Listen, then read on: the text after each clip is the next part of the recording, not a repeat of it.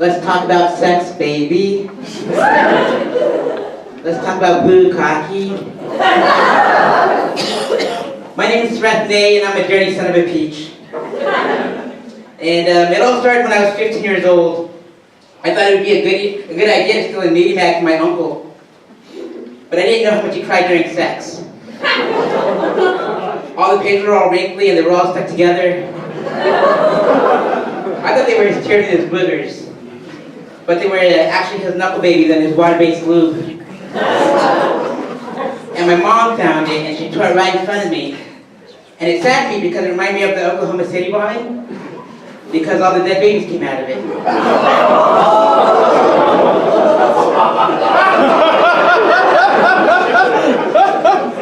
When I was 18 years old, I went to my very first gentleman's club.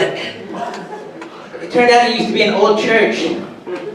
And my very first lap dance came from a lady that looked exactly like Marilyn Manson. She walked up to me like she was my own personal Jesus. She turned out to be an Antichrist superstar. She was definitely one of the beautiful people. She put on a dope show. And that night I had sweet dreams. I went to my very first adult bookstore down the street, and I saw these two fists and hands attached to each other behind a clerk. And I said, "Hey clerk, why does that one look like it just won the Olympics? It's black and it looks like this." The one next to it looked like it was hailing Hitler, but with rheumatoid arthritis. It looked like that. He goes, "Go to the adult arcade in the back and turn to channel 27, and it's called Five-Finger Donkey Punch. You'll see what they're used for." So I go back there, and the screen looked like it was sponsored by Krispy Kreme.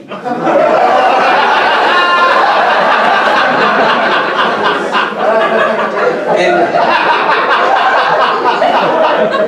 there was a brown skid mark on the white lawn chair in there.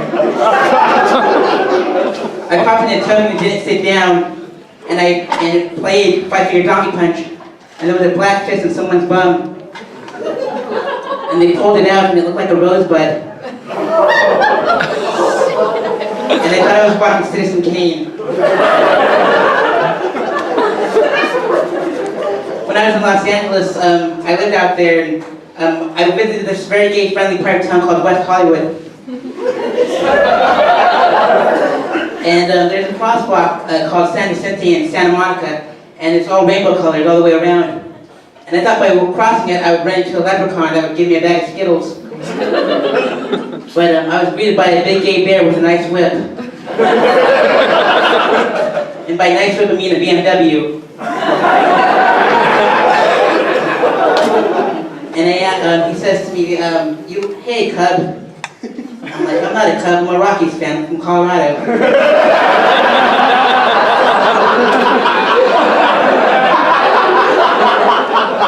"You look like a hot mess," he says. "You should go to a bathhouse." I didn't know what a bathhouse was, folks. So I go to this place, and it had all these holes in the walls. And I thought I had a termite problem.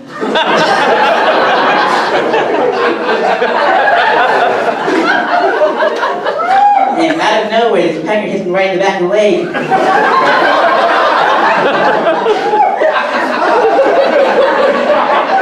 And I'm like, "What the Tanya Harding is going on around here?"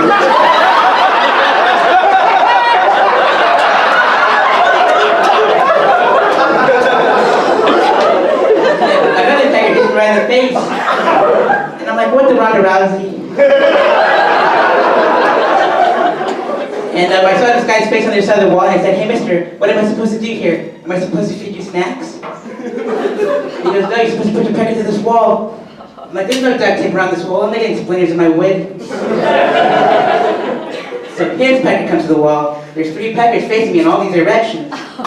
And rock music comes on, and I thought it was Judas Priest. It was Iron Maiden. I was signing of an Iron Maiden full of peckers, folks. And I stuck around to see what the next song would be, and it was "Come Together" by the Beatles. And if you think about it, that song goes, "Come together right now over me." And I was drenched, folks. And head-to-toe man gravy. It was so salty, just like my exes. As Ian said, I'm traveling from touring from Daytona Beach, and I have an album out called Sex, Drugs, and Rock and Roll. And like I said, there's no curse words, but it's all dirty material. 25 minutes long, and so come say hello and I'll autograph one for you, and I look forward to seeing you after the show. And give it up for the Relapse Theatre, Ian, tip of your wait staff, and thank you for the grilled cheese there.